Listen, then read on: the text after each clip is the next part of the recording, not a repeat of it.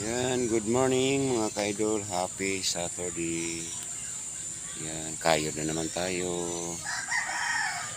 Yan. Ang aga pa, ang init na. Yan po. Yan mga ka-idol. Yan po ang motor natin. Yan ang motor ko mga ka-idol.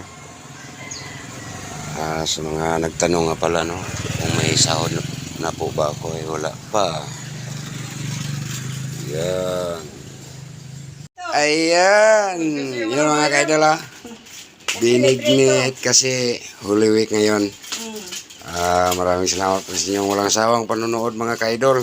Ayun, mamaya kainan na naman ang tawag ito? Binignit. Kayo na yung bahala sa Tagalog kung anong tawag doon.